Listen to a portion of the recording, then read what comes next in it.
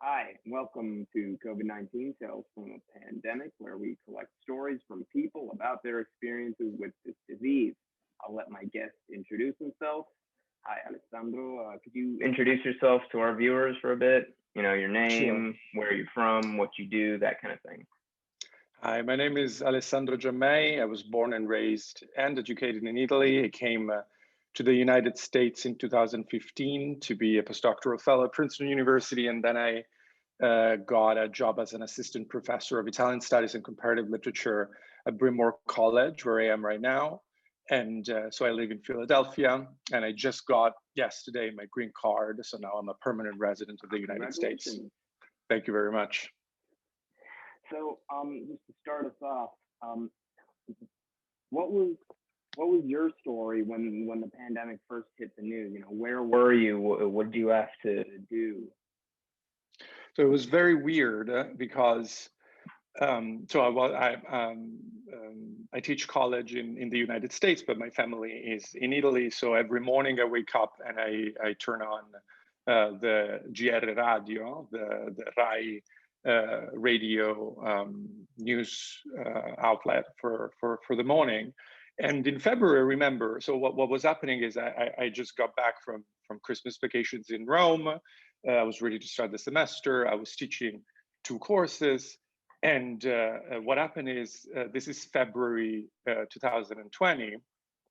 I start hearing in the Italian news every morning stuff towards the end of January, the beginning of February, uh, disquieting news about this new virus from China, which the American news did not cover at all, or with very dismissing tones. So I start panicking and I start talking about it with all my students and my colleagues.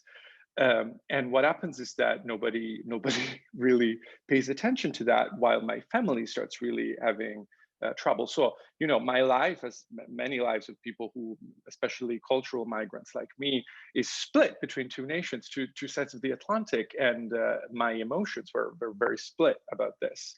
And it progressed very quickly, as I remember. I had a conference in Boston where I went, and it was the very last thing that I did in a crowd bigger than three people. And at that point, Italy was in a state of emergency after a couple of weeks. So everyone at the conference was like, "Oh, you're Italian. I'm so sorry for you. What's going on with your family? Oh, I'm really sad about Europe and about China." And the following day, the United States, woke up to actually realizing that they were under this. Crazy stuff is that I was about to buy the apartment where I am right now. The first time I was buying a house, and the thing happened literally 3 weeks into the emergency in the United States. So I remember the first time I wore a mask was to go and sign those documents. I got the apartment and nobody wanted to move my furniture into the apartment because at that point they were stopping everything. But the crazy thing is, while in Italy, everyone at that point was sure that this was something very serious that would have lasted at Right. least back then 6 months, they were saying. So, oh, 6 months, terrible. And now we're almost 2 years in. But here, everyone was like, don't worry, like let's try in a couple of weeks. Right now there is this pandemic, but in a couple of weeks maybe you can move. And it was like, guys, in a couple of weeks it's going to be worse. So I spent a lot of money to convince this New Jersey crew to move my stuff into the apartment, and that was it. That was really crazy. It all happened just at the beginning of everything. Wow, that's quite a story. And what would you say was the toughest part of quarantine for you? Well, I think the of quarantine itself, the biggest problem for me was teaching. I care a lot about my job. It's a bit hard to do it in another language. I teach mostly in English, and especially at the beginning of the pandemic, when we started the quarantine, I would say that I quarantined much more than the average American person, because I was basically following Italy's rules, which were very strict.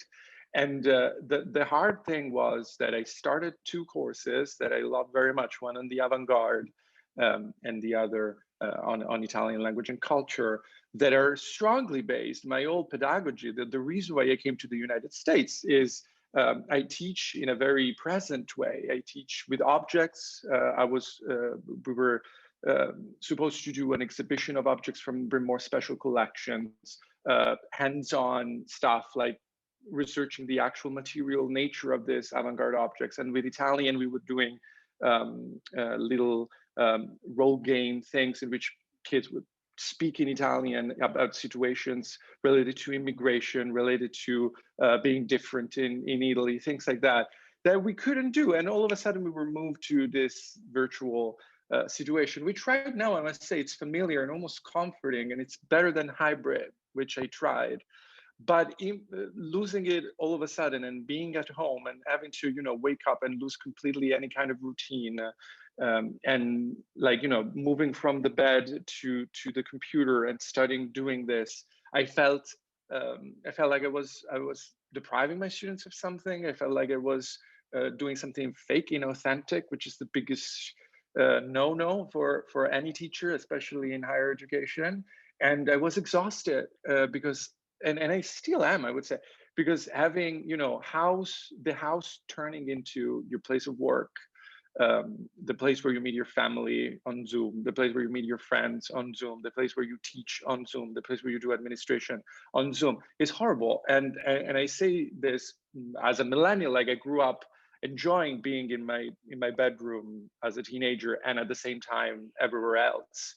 But that has to be limited to fun. If you do it also for duty, it's terrible. Right. Yeah. I agree. I feel kind of bad about doing this on Zoom now after hearing how much you hate Zoom. It's necessary.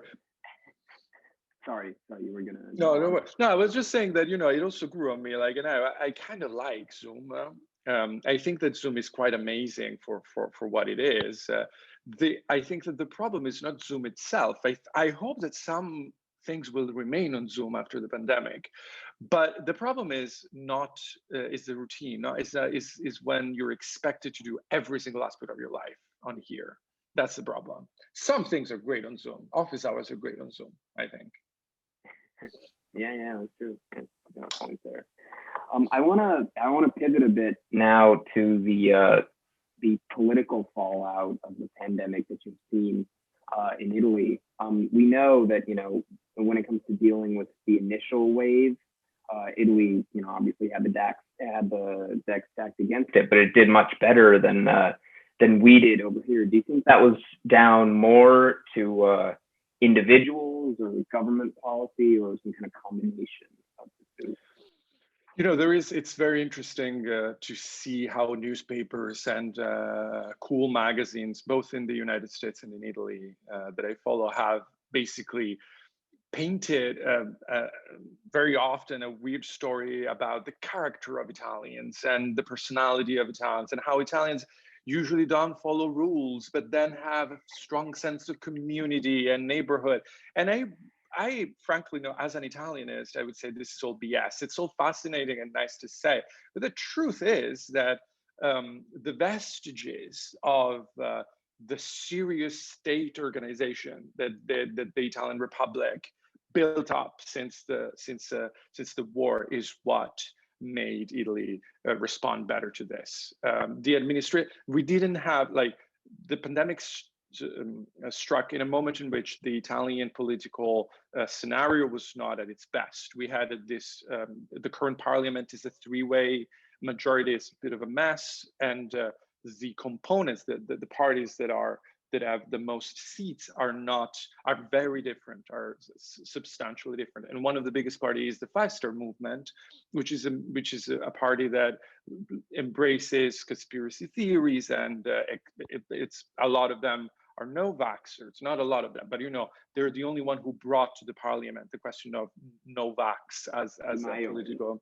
Di Maio is a no-vaxxer, yes, and Di Maio, exactly, who is this, like, I think my age, doesn't have any degree of any kind, doesn't have any experience of any kind. I think his experience is he sold beverages at the Stadio in Naples. This guy who is probably the most powerful political figure in Italy right now, expressed the government. He was the one who chose this prime minister, Giuseppe Conte, who basically was the figure, the central figure throughout the pandemic. It's not the qualities of these people, it's not the enlightenment, it's not the brilliance of the political class that saved Italy, but it is the sort of like structure of the state and the regions that was put in place throughout the past half century. Now, of course, a lot of the problem in Italy, the reason why at the very beginning there was such a crisis, is that even the richest and wealthiest regions of Italy have dismantled the healthcare system, the state-controlled healthcare system that was much stronger 20, 30 years ago. Now, in the 90s and early 2000s, there was a progressive dismantling of hospitals and universities and railroads and state-controlled things in a sort of like post-Thatcher kind of attempt to make Italian economy more agile. But what remained still was enough to, like, you know, in Italy, if the president of the Presidente del Consiglio, the prime minister, you know, decides with his cabinet that you start quarantining, and you have to quarantine because we like, you know, the experts realize that it is necessary, et cetera, et cetera. That happens, and the following day, everyone watches the TV, everyone watches the same news in Italy. It's not like there's no CNN, Fox News, and then the stuff. No, everyone knows from, like, there is a state TV that gives you the information, and you know, there are problems in this, but when there is a national emergency like this, it means that everyone responds basically at the same time. Now, of course, there are people that were not very precise with this. There were moments in which people did not follow the rules, but at the same time, there was much more uniformity, much more homogeneity, and much more, it was more clear for everyone what was at stake. My impression was that here, like, I basically spent most of the pandemic between Philadelphia and Eugene in Oregon. And, you know, even these just two places, completely different reactions, but even in Philadelphia, you know, I remember I moved from one area to the city to another. The difference in, like, in one part of the city, everyone was masked on day one. On the other part of the city, I still see people going around like it's any day. I think it's related more than, it's not individuals, it's not values, it's not national character. I think it is the way in which the structure of the state works and the way in which information is spread. You know, Italy is not the best country in Europe for freedom of information. There's a lot of corruption, we all know that. But at the same time, there is a structure that still you can trust and still reaches everyone. Got it. And at the same time, though, do you think that the resistance you have seen in Italy against the lockdown measures that this structure facilitates, do you think that kind of sentiment might give a political lifeline to someone like Giorgia Meloni and the Fratelli d'Italia party, even though she's just recently been shut out of the government? Well, for sure. Like, what happens, like, we are in a very interesting situation right now because I would say that this Conte, this figure that came from nowhere, was not affiliated to any party. He's a lawyer who lied on his curriculum vitae and said he was a business scholar at NYU, which he wasn't. It's a very underwhelming figure. Was able to lead two consecutive governments with two opposite majorities. First, he governed with the Lega, which is this right-wing, you know, very Trumpian now kind of movement that had its origin in the intention of separating the north of Italy from the south of Italy. Now it morphed into this right-wing, alt-right kind of neo-fascist party. And the second government was instead composed still with the Cinque Stelle fascist movement, but the Partito Democratico, which is sort of the Democratic Party. It's a moderate left wing party. So this guy was able to do this because of the because he stands for anything. He's a qualunquista. He's a sort of this gray figure, and so he rose to prominence with the pandemic because everyone was like, but we can trust this guy. He doesn't have an agenda.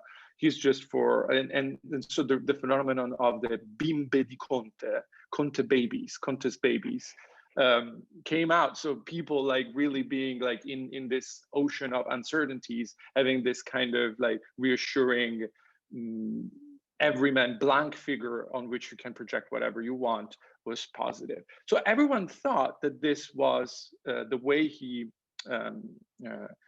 worked with the pandemic, was able to remain a solid, recognized figure, would have continued for a long time.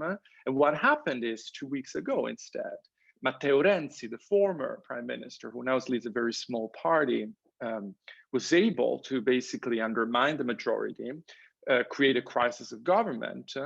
And while everyone thought that even this would result in another Conte government, maybe with different parties, but still with this central figure there, what happened is that Mario Draghi, probably the most famous political, economic and political figure from Italy in the world, was chosen by the Presidente della Repubblica to form a new government.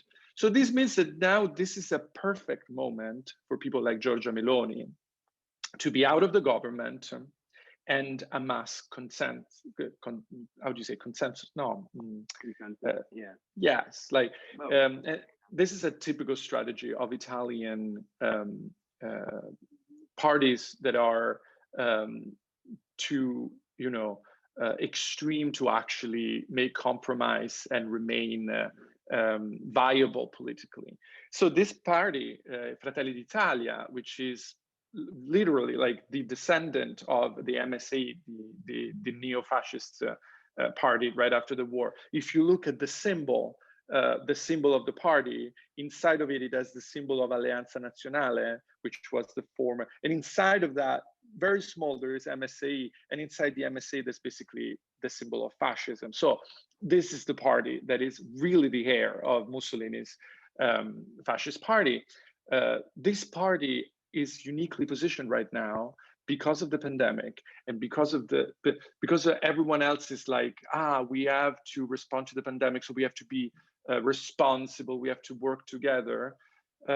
Is the perfect party to be out of this kind of compromise that makes all the parties look like the same, stand out, be at the opposition, blame the government for any mistake that it makes, and congratulate it for any positive thing, and amass consensus, because people will think, this is the only coherent party that stands for what it actually should stand, that really wants to help Italy and will not compromise with more leftist people will say with Salvini and the crazy people, more right-wing people will say with the left, et cetera, et cetera. And so it will probably be able to do exactly what a fascist party wants to do, which is combine disaffected leftist voters and radical right-wing voters, and even run-of-the-mill, normal people who don't have strong political ideas. I suspect it's going to be the next exploit. It's going to be the next. I suspect that Giorgia Meloni is going to be the first woman prime minister in Italy. Really? Do you see this happening in the next election, or do you think it'll take a few more elections for it to happen? With Italy, it's very hard to make this kind of prediction, because elections are volatile. Like, they should happen regularly, but if the parties cannot find a majority in the parliament, it can just happen tomorrow, So I would say that throughout the crisis of the pandemic, there will be no new elections. It would have happened this time, but the president of the republic was very clear, saying we cannot have an election during the pandemic, because it would, in Italy, you do not vote by mail. This was a big, like, my mother, following the recent elections in the United States, she didn't understand the electoral college, of course, but the old complicated, voting by mail, absolutely not. In Italy, it's a national holiday. Nobody can work. It's illegal to work on election day. It's much better in this sense.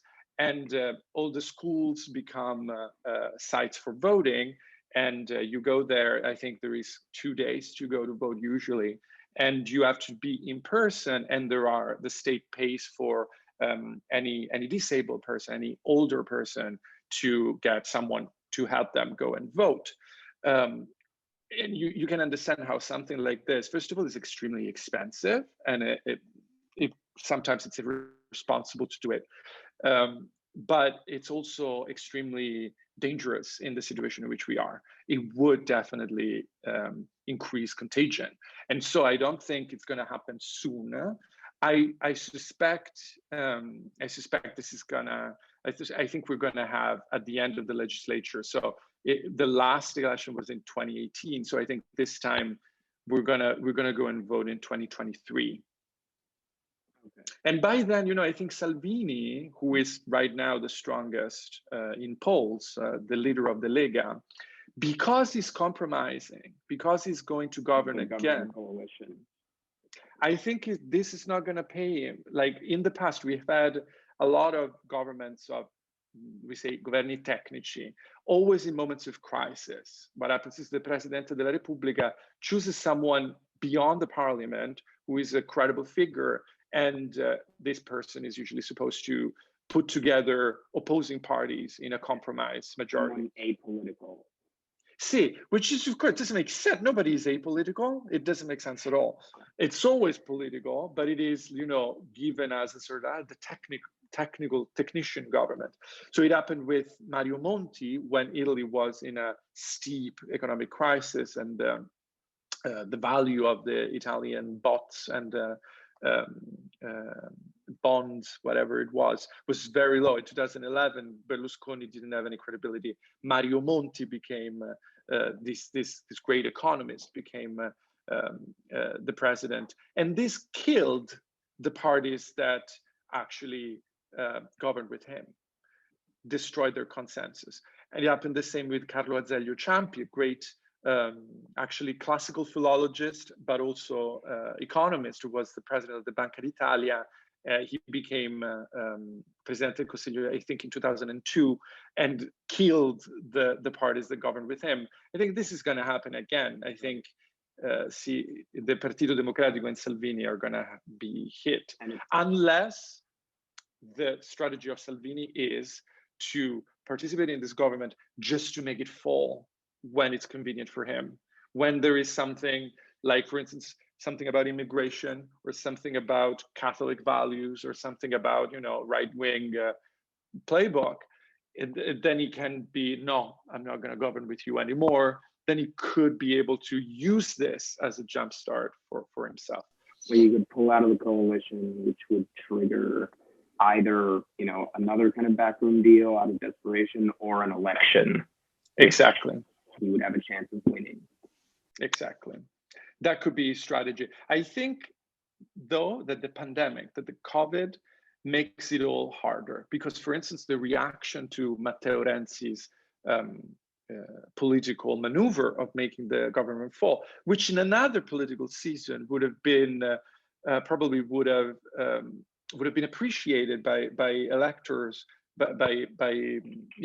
as something, you know, Machiavellian and brilliant and clever. It was everyone, like all my social media are filled with journalists saying, what a moron, what are you doing? We are in a pandemic. This is a moment of crisis. Nobody cares about the government. The sort of like intrinsic, anarchic, anti-political Italian kind of perspective towards government comes out in these moments. And it's like, we're all dying for a virus. You cannot be playing politics right now. Who cares about politics? Right. And before we move on, I just want to follow up on one topic you mentioned about how being part of these kinds of technical governments usually kills parties' political futures. Why exactly is that? Could you walk us through how that works? So usually, and this was emblematically clear with the Governo Monti, what happens is that you have political governments, which is just, you know, governments usually led by the party who got most votes in the last election, who try to spend everything, try to do, especially, you know, Forza Italia, this kind of populist parties that promise everything, or even the Five-Star Movement. When you promise everything, then you go on and govern, and you try to give everything out. And this is unsustainable, you know, and it used to be more sustainable early on in Italian politics in the Prima Repubblica. So when socialist government came up in the 80s, especially, we're able to overspend much more. At some point, the debt became one of the biggest in the world. And so you have only so much that you can do as a government. So they go into crisis because they cannot really sustain the kind of promises that they made, but they don't want the kind of responsibility of saying, no, wait, let's do the serious stuff now. Let's do reforms that are actually more expensive and not enjoyed by the public. So the technical government usually is a great opportunity for the parliament to remain, not going to another election, not having another mandate, and just sustain from the not from the spotlight someone who does exactly what is needed, which is raise taxes, which is eliminate privileges, which is stop spending and things like that. The problem is that politicians often think that the public is less intelligent than they are. And so what happens is they try to ride this wagon of the technical government by saying, we're responsible, this is needed, we have to unify the nation, we have to do these sacrifices. And they think that the technicians, the figures in the actual government, the prime minister, will take the blame for everything. But of course, they're infected by this blame, because of course people realize it's your fault. You are raising taxes, really.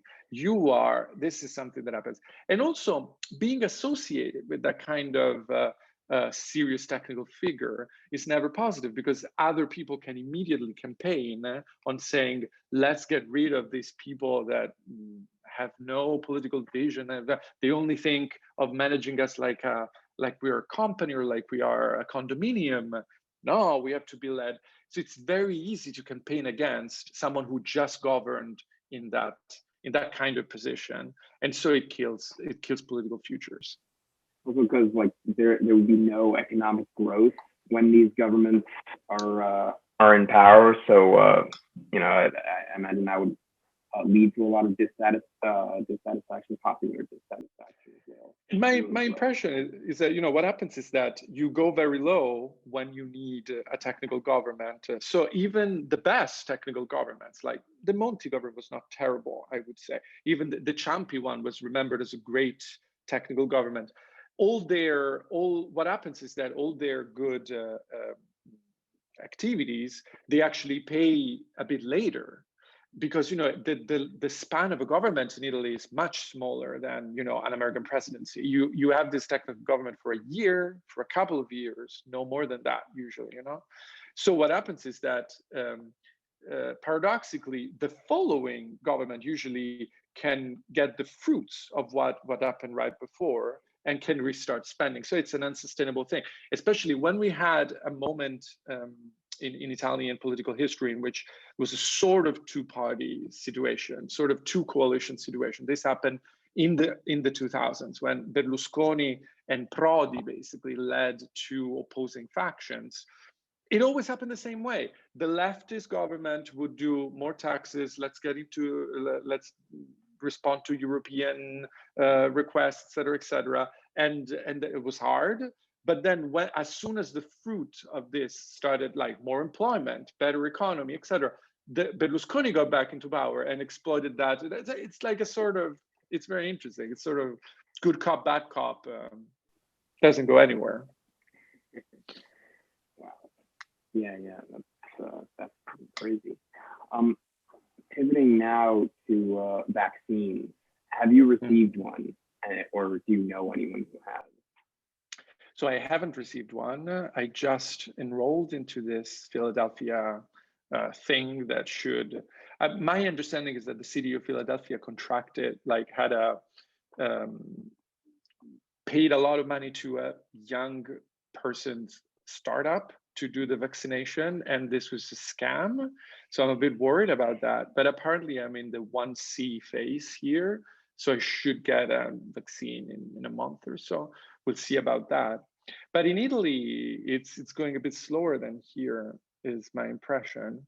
But it's gonna be faster in a little bit. It's gonna get steam right now because of it was a bit slower because of the European regulation, but it seems like there's going to be a strong wave of vaccines. I only know people who are work in hospitals who got vaccines so far. Well, I can't wait to get one. Oh yeah, I don't think anyone can. Mm-hmm. At least Well, you're actually, in a no. priority group. A lot of people Yeah, a lot of don't people want to don't get a want it. vaccine. It's crazy. And in Italy, that's a very strong sentiment because it was legitimated, like, well before Trumpism and QAnonism here. The Five-Star Movement really gave a lot of legitimation to no-vaxxers in Italy, to the point that I remember, like, it was, I think, 8 years ago, the first time in which people started, like mothers started demanding that schools would accept students with no vaccination. So students, like kids, like babies, and that was crazy back then. And now it's a global phenomenon. Was the Five-Star Movement embracing that kind of rhetoric right from its inception? Like, was Grillo advocating that? Yeah, because the interesting thing about the Five-Star Movement is that it really is about anything you want to make it. It's really like a movement of like Beppe Grillo was very strong in conspiracy. Beppe Grillo and his employer, basically Casaleggio's producer, Casaleggio, who controls the movement, who owns the movement, like literally, and Casaleggio became famous with this video on YouTube about Gaia, and it's a crazy dystopian video in which it says all the governments of the world are going to end in a nuclear war, and then after that we're going to be all brothers and sisters. It's a crazy conspiracy stuff, and so like it really and Beppe Grillo was at the very beginning about like, people don't tell us, but we can wash our clothes with this nut instead of using detergent. People don't tell us, but you should buy these chips and not those chips because these chips have a better green foot. And it was kind of good and all for climate change and saving money and being aware. But then, of course, this morphs very easily into conspiracy. And the meetups of the Five-Star Movement were like places online where people would meet very similarly to QAnon and discuss how chemtrails, like very strong at the beginning of the Five-Star Movement was this chemtrail stuff in which people were convinced that we were all controlled by these chemicals in the air that the airplanes do. And the vaccines is another very strong one, like, no, vaccines don't work, or vaccines actually cause diseases and cause autism. And actually people got elected on this and went to the parliament and started working, and their job, they believe, is to continue Here too, yeah. And now here very much so, yeah. Just a bonus question before we wrap up. We all have a kind of a quarantine project or a quarantine hobby. What was yours? So I was supposed to translate this book, this collection of letters from Virginia Woolf and Lytton Strachey. This is an amazing like exchange of letters between two very clever people who talk very badly about Joyce and Maynard Keynes and amazing Bloomsbury Circle people. I was supposed to do this with Chiara Valerio. We were a writer and a mathematician in Italy. We were supposed to be in Venice for a couple of weeks and do it all day and be amazing. And of course we couldn't. So we decided to do it remotely, and we did it. I would translate only Lytton's letters, and she would translate only Virginia's letters, and we would exchange them as if they were our letters in Italian. And so we did this kind of role game in which like every 2 or 3 days I would receive one of Virginia Woolf's letters, and I would respond as Lytton Strachey. And this is really like, it kept me very sane, and it also made sense with the kind of, like, it was cooler than what we would have done in person. And we did it, we finished. I'm correcting the proofs, is coming out in Italy in March for Nottetempo. It was very nice. I need another project like this now. Right. just out of curiosity, what exactly do Wolf and Strachey have against Joyce and Keynes? Why exactly do they hate them so much?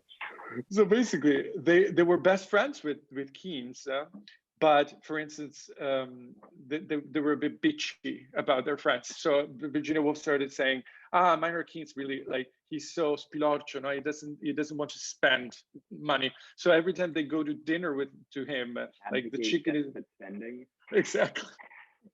But he was Beracino Corto, like, this is amazing. He didn't want to, it was like, especially when he invited people for dinner, like he used like very cheap meat and stuff like that, or wouldn't buy wine and would make people buy wine. So they were bitching about him. And Joyce, they just despised him. Like, they didn't like Lytton tries to tell Virginia, like, this is a cool guy. He is at least experimental. Virginia is like, this is the most embarrassing book I've ever read of Ulysses, you know. And the amazing stuff is that the only English edition of these letters was curated by Virginia's late husband and Lytton's brother, and they canceled this stuff. You know, they eliminated it from it. So Chiara and I got to the originals and found all this bitching. It was amazing stuff. I'm very excited about it. How much digging did you have to do to find the original letters? Not much. Amazingly, the whole like 95% of the letters between the two was acquired by Smith College in Massachusetts. So it's perfect because I work at one of the Seven Sisters. So there's a very nice amicable relation. So they actually sent me scans. It was very easy.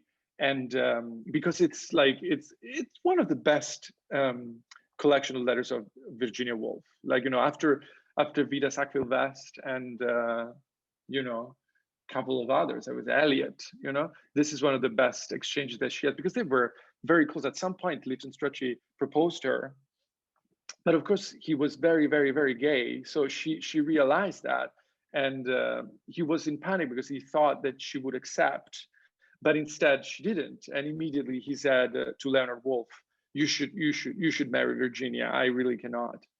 And yeah, they were very close and they were very brilliant. Sounds fun. Anyway, Alessandro, thank you so much for coming. I think our viewers would have really appreciated your insights. I know I did, and it was my pleasure to have you on. Cool, it was my pleasure.